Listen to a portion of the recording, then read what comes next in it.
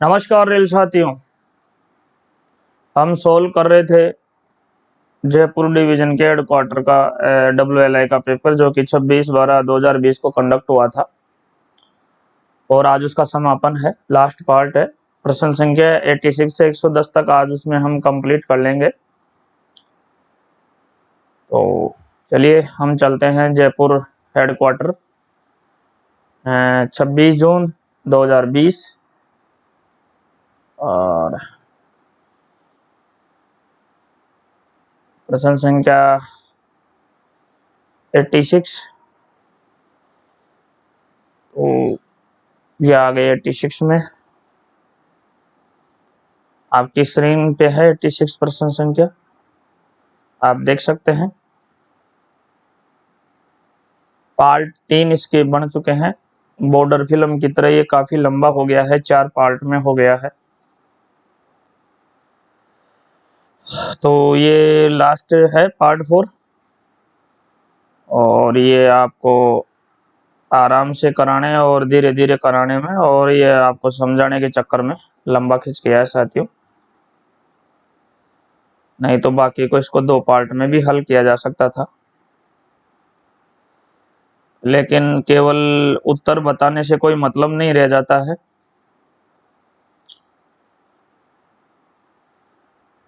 तो इस वजह से ये लंबा खिंच गया। पार्ट 4 में चलते हैं। पार्ट 4 में हम देखते हैं 86 क्या कह रहा है।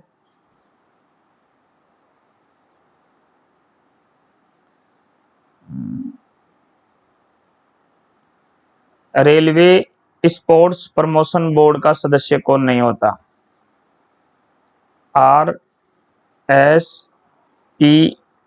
होता है। ये पहले भी ये प्रश्न आए हुए हैं। RSPPF का ये खेल से संबंधित होता है। ये विभाग railway sports promotion board B का सदस्य कौन नहीं होता, ये पूछा है इसमें। तो जोनल रेलवे के जो महाप्रबंधक होते हैं ये तो इनके सदस्य होते हैं। सचिव रेल बोर्ड भी इसके सदस्य होते हैं। जो PCPO होता है, प्रमुख मुख्य कार्मिक अधिकारी, जो PCPO होता है, जो कि NWR के आपके श्री प्रभास कुमार जी हैं वर्तमान में, ये भी आपको ध्यान में रखना है। श्री प्रभास कुमार जी हैं, तो वो इसके सदस्य नहीं होते हैं। तो option C is correct answer हो जाएगा यहाँ।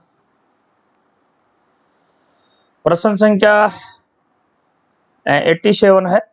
मंडल पर चेन पैनल का अनुमोदन कौन करता है? यानी डिवीजन लेवल पे पूछा है। 87 है।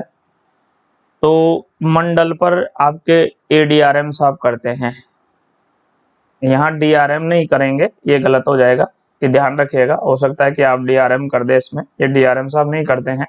प्रश्न देने का कारण भी यही है कि आप DRM लगाएं, आपका नेगेटिव हो जाए। और जो सीनियर DPO साहब हैं ये भी नहीं होते, और PCPO का तो सवाल ही नहीं है। तो मंडल की जहां बात आती है वहां पे आपके ADRM साहब करते हैं। ADRM साहब करते हैं, ये ध्यान में रखिएगा। प्रश्न देने का कारण भी यही है। नेक्स्ट जो प्रश्न पूछा है 88 है, बहुत अच्छा है। इसमें गुड्स गार्ड का चिकित्सा वर्गीकरण पूछा है। जो गुड्स गार्ड है, आप रेलवे में नौकरी करते हैं तो बहुत अच्छी तरह से जान देते हैं कि गुड्स गार्ड क्या है। गुड्स गार्ड एक रेलवे की पोस्ट है जिसमें पीछे वाले डिब्बे में गुड्स गार्ड महोदय जी रहते हैं और इनकी वाइट ड्रेस होती है, और ये ड्राइवर के साथ ही उनके वॉकी टॉकी से उनके कांटेक्ट में रहते हैं। तो गुड्स गार्ड साहब की यहाँ चिकित्सा कोटि पूछी है। तो गार्ड साहब की यहाँ जो चिकित्सा कोटि होती है वो होती है A2 होती है। गार्ड साहब की जो चिकित्सा कोटि होती है वो A2 होती है, आप इसमें कंफ्यूज नहीं होए। जो 88 का है वो C आंसर है। प्रश्न नंबर 89 है। निम्नलिखित में से कौन सा आवधिक स्थानांतरण का उद्देश्य है? आवधिक स्थानांतरण का उद्देश्य है तो अलंबित स्थानांतरण अनुरोध को समायोजन करना, ये नहीं होगा इसका। कड़ी मेहनत करने वाले कर्मचारियों को बढ़ावा देने के लिए नहीं, ये भी नहीं है। भ्रष्टाचार की संभावनाओं को कम करना, ये इसका बिल्कुल करेक्ट आंसर है। और कम प्रदर्शन करने वाले कर्मचारियों के स्थान करने के लिए नहीं, ये भी नहीं है। तो यहाँ पे जो आपका आंसर बनेगा वो सी बनेगा, 89 में सी। नेक्स्ट है प्रश्न नंबर 90 है, 90 है। अनुभव पोर्टल कितने प्रतिपुष्टि प्राप्त करने के लिए शुरू किया गया है? तो वो है पेंशनर के लिए। यहाँ पे जो आपका राइट आंसर होगा वो बी होगा। चलिए, ये जो प्रश्न संख्या 91 है, ये बहुत अच्छा प्रश्न है और ये लगभग हर परीक्षा में टपकता रहता है। तो ये कैट से संबंधित है और ये आपको जरूर पढ़ना चाहिए। कैट का जो टॉपिक है उसको जरूर पढ़ लेना चाहिए। वैसे मैं यहाँ मुख्य प्रश्नों की, जो कैट से संबंधित जो मुख्य प्रश्न आते हैं, मैं आपको यहाँ बता रहा हूँ, फिर भी आपको कैट के बारे में जानकारी होनी चाहिए। ये आपका जो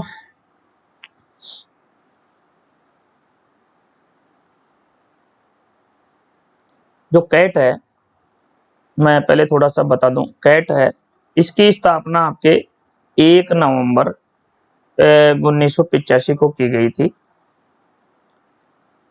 और इसकी जो फुल फॉर्म होती है वो होती है सेंट्रल एडमिनिस्ट्रेटिव ट्रिब्यूनल। हिंदी में इसको आप केंद्रीय प्रशासनिक अधिकरण कह सकते हैं। ये आपका 2 हो गए। तीसरा प्रश्न इसमें यह है कि इसकी प्रधान पीठ आपके नई दिल्ली में है। कैट की जो प्रधान पीठ है वो नई दिल्ली में है, ये भी आपको ध्यान में रखना है। और ये कैट क्यों बनाया गया? तो ये जो भारत सरकार के कर्मचारी थे, उनके जो विवादित मुद्दे थे उनको तुरंत गति से सुलझाना इसका मकसद था। और इसकी जो प्रारंभिक फीस रखी गई थी उस समय जो 50 रुपए रखी गई थी, और इसकी प्रधान पीठ नई दिल्ली में। इसकी स्थापना 1 नवंबर 1985 को की गई और कैट की जो फुल फॉर्म होती है सेंट्रल एडमिनिस्ट्रेटिव ट्रिब्यूनल होती है और हिंदी में इसको आप केंद्रीय प्रशासनिक न्यायाधिकरण बोल सकते हैं। और इसकी जो गठन किया गया था वो आपके जो आर्टिकल 323 ए है उसके तहत इसका गठन किया गया था। कैट का जो कैट का गठन किया गया था वो 323 ए के तहत इसका गठन किया गया था।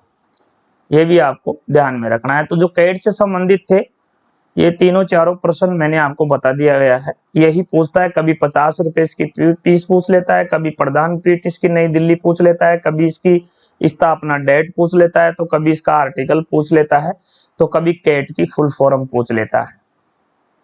तो ये मैंने कैट से संबंधित चारों पांचों प्रश्न आपको बता दिए हैं। अब आपका ये प्रश्न गलत नहीं होना चाहिए। तो यहाँ क्या पूछ रहा है? यहाँ पूछ रहा है केंद्रीय प्रशासनिक न्यायाधिकरण का गठन भारतीय संविधान के किस अनुच्छेद के तहत किया गया? तो मैंने आपको 323 ए बताया, यही ये आपका आंसर हो जाएगा। तो ऑप्शन ए इज यहाँ करेक्ट हो जाएगा। चलिए, प्रश्न नंबर जो 92 है वो भी देख लेते हैं। केपीआई का उपयोग मंडलों को रेट करने के लिए किया जाता है, इसका पूर्ण रूप क्या है? तो के पी आई का यहाँ फुल फॉर्म पूछा है। तो के का होता है की और पी का होता है आपके परफॉर्मेंस, और इसका होता है इंडिकेटर। आई से होता है इंडिकेटर। तो ये इसकी फुल फॉर्म होती है, यानी के से की, पी से परफॉर्मेंस, आई से इंडिकेटर। तो ये देख लेते हैं किस में है, की परफॉर्मेंस इंडिकेटर किस में है।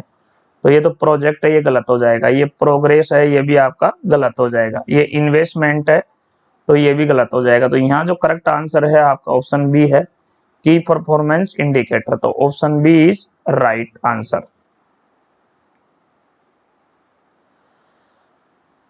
तो जो नेक्स्ट प्रश्न है वो देख लेते हैं हम। 93 है।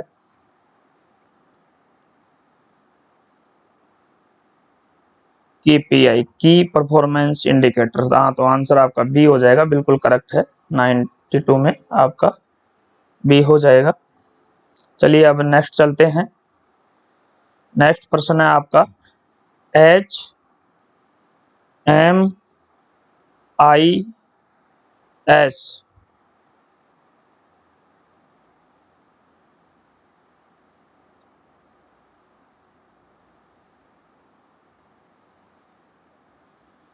तो ये जो HIMS है, ये पूछा है कि जो HMIS एस है इस किसके प्रबंधन से संबंधित है।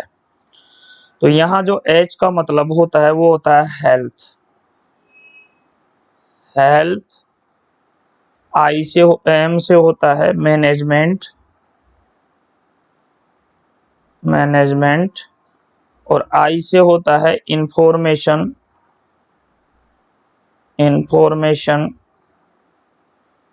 और एस से होता है सिस्टम, एस से होता है सिस्टम। तो H M I S, H M I S. S से हो गया हेल्थ, एम से हो गया मैनेजमेंट, आई से हो गया इंफॉर्मेशन, एस से हो गया सिस्टम। तो ये बना आपका हेल्थ मैनेजमेंट इंफॉर्मेशन सिस्टम। तो ये हेल्थ आ गया, तो किससे आ गया, चिकित्सा से आ गया। तो यहाँ आपका ऑप्शन सी करेक्ट आंसर हो जाएगा, ऑप्शन सी करेक्ट आंसर हो जाएगा। 93 में सी हो जाएगा आपका। फिर साथियों पूछा है आगे, आगे पूछा है R E L H S. तो यहाँ RELS पूछा है, तो इसका मतलब होता है आपके retired employees liberalised health scheme, यानी RELHS, retired employee liberalised health scheme. ये आपके रेलवे में 1997 में आए थे।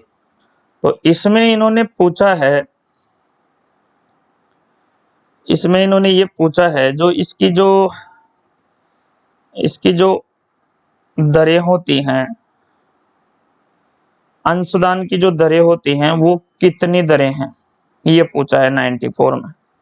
तो इसकी हमेशा ध्यान रखिएगा, 4 दरें होती हैं। फुल फॉर्म मैंने RLHS की बता दी, 97 का ये है रेलवे में, और इसकी जो दरें होती है वो 4 होती है। और ये बहुत ही इंपॉर्टेंट प्रश्न है और ये कई डिवीजनों में टपक चुका है, तो इसको अच्छे से ध्यान रखें। तो ये इसकी 4 दरें होती हैं, option B is correct answer. प्रश्न संख्या 95 है, एक वेबसाइट पते में www का क्या पूर्ण रूप होता है। तो ये आप सभी जानते होंगे लगभग, ये कंप्यूटर से रिलेटेड प्रश्न है। तो इसका होता है वर्ल्ड, दूसरे W का होता है वाइब, और तीसरे का होता है वेब। तो वर्ल्ड वाइड वेब ये आपके डी ऑप्शन हो जाएगा, यहाँ 95 में डी हो जाएगा। ये लगभग आप सभी को पता होगा। और जो नेक्स्ट है 96 पूछा है, 96 पूछा आपके, स्थायी खाता संख्या में कितने नंबर होते हैं। बहुत ही इजी प्रश्न है।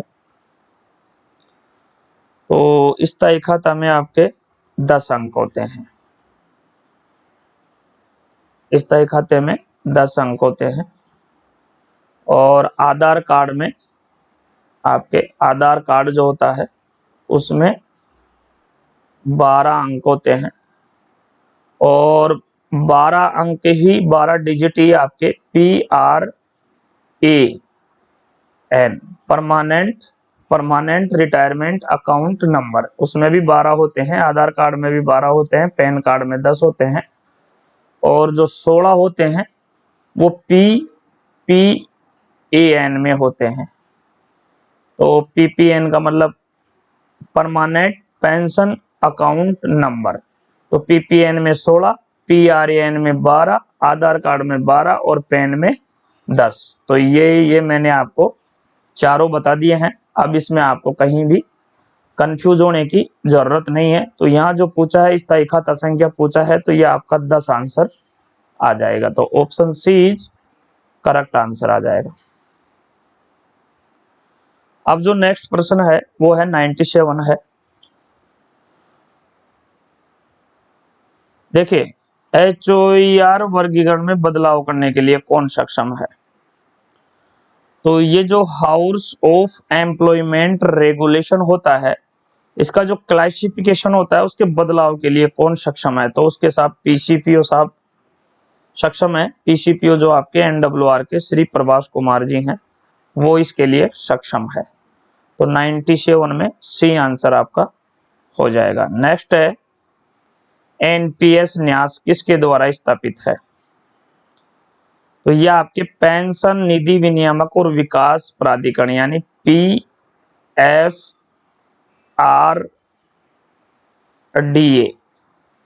PFRDA इसको हिंदी में कहते हैं पेंशन निधि विनियामक और विकास प्राधिकरण। तो इसके लिए आपके PFRDA है, तो ये ऑप्शन आपका सी हो जाएगा। प्रश्न संख्या 99 है, DSC का पूर्ण रूप क्या है, तो यहाँ डी का डिजिटल हो जाएगा, एस से सिग्नेचर हो जाएगा और सी से सर्टिफिकेट हो जाएगा। तो ये जो फुल फॉर्म इसकी है डिजिटल सिग्नेचर सर्टिफिकेट, ये आपका ऑप्शन बी करेक्ट हो जाएगा। यहाँ आपका डी, एस और सी है, तो डी से डिजिटल, एस से सिग्नेचर और सी से सर्टिफिकेट हो जाएगा। तो यहाँ पे जो 99 है उसमें आपका बी आंसर इज करेक्ट हो जाएगा। नेक्स्ट है प्रश्न संख्या 100 है साथियों, रेल सेवक अनुशासन एवं अपील नियम 1 अक्टूबर 1968 का नियम 14(2) क्या है, तो 14(2) तो ये है, हालांकि प्रश्न दूसरा पूछ रहा है लेकिन मैं थोड़ा 14(2) में बता दूं। इसमें बिना छानबीन के, बिना जांच के सीधा नौकरी से निकाल दिया जाता है, बिना कोई जांच खोजबीन के, कोई इसमें जांच नहीं होती है कोई किसी प्रकार। इस नियम के तहत सीधा आपको नौकरी से निकाल दिया जाता है। इस नियम के तहत कोई छानबीन, कोई जांच, कुछ भी नहीं होता है, सीधा आपको बाहर का रास्ता दिखा दिया जाता है, यानी नौकरी से आपको निकाला जाता है। ये 14(2) के तहत भारतीय संविधान के किस अनुच्छेद से संबंधित है, तो इसमें अनुच्छेद से संबंधित पूछा है कि कौन से अनुच्छेद से संबंधित है। तो जो ये 1 अक्टूबर 1968 का जो ये डिसिप्लिन एंड अपील रूल है, डिसिप्लिन एंड अपील रूल है, इसमें जो ये 14(2) है, इसमें आपको बिना बताए, बिना नोटिस दिए, बिना कारण बताए, बिना जांच छानबीन के आपको सीधा नौकरी से निकाला जा सकता है। इससे जो संविधान का जो आर्टिकल रिलेटेड है वो आर्टिकल है 311(2).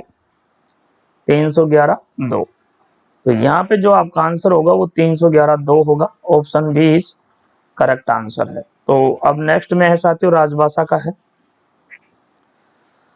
राजभाषा के उत्तर देख लेते हैं। राजभाषा विभाग की किस मंत्रालय के अधीन आता है, तो ये गृह मंत्रालय के अधीन आता है। राजभाषा नियमों को कब अधिसूचित किया गया, तो राजभाषा अधिनियमों को आपके 1976 में अधिसूचित किया गया। Option D. भारतीय संविधान की 8वीं अनुसूची में कितनी भाषाएं हैं, तो ये 22 भाषाएं हैं। वर्तमान में यहाँ 22 भाषाएं हैं, ध्यान रखिएगा। शुरू में 1950 में मूलतः 14 भाषाएं थी, बाद में आपके सिंधी, नेपाली, मणिपुरी, कोंकणी, बोडो, डोगरी, संतली, मैथिली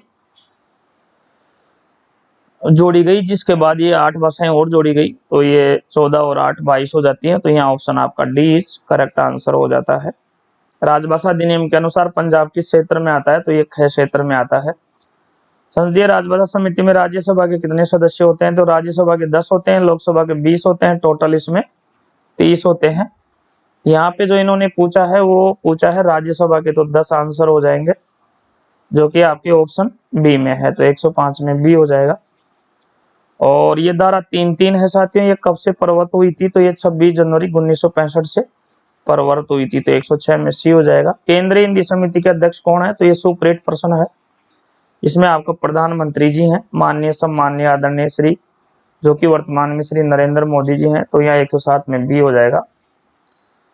और ये जो आपका 108 प्रश्न है, राजभाषा अधिनियम की किस धारा के तहत द्विभाषी दस्तावेजों के प्रयोग का उल्लेख किया गया, तो ये द्विभाषी दस्तावेज 14 होते हैं, जो कि हिंदी व अंग्रेजी दोनों में होते हैं, हिंदी एंड इंग्लिश दोनों में होते हैं, और ये आपके धारा 3(3) में आते हैं। तो यहाँ पे जो आपका राइट आंसर है वो डी हो जाएगा। केंद्रीय अनुवाद ब्यूरो की स्थापना कौन से वर्ष में हुई थी, तो ये आपका डायरेक्ट क्वेश्चन है। तो केंद्रीय अनुवाद ब्यूरो की स्थापना 1971 में हुई थी। तो यहाँ सी ऑप्शन आपका करेक्ट हो जाएगा। नेक्स्ट जो इस प्रश्न का लास्ट है वह है राजभाषा भारती कितने अंतराल से प्रकाशित की जाती है। तो राजभाषा भारती है जो आपके 3 माह के अंतराल से प्रकाशित की जाती है। तो 110 में यहाँ ए आंसर हो जाएगा। तो ये था साथियों आपके जयपुर हेडक्वार्टर का WLI का पेपर, जो कि आपके 26 दिसंबर और 2020 को कंडक्ट हुआ था, और ये आज आपका पूरा हो चुका है। तो चलिए साथियों, नमस्कार, thank you very much, thanks for watching this video. फिर मिलेंगे अपन नेक्स्ट वीडियो में, यूं ही चलते चलते एक नए वीडियो के साथ, एक नए पेपर के साथ। तब तक मुझे आज्ञा दीजिए। Thank you. जय हिंद, जय रेलवे।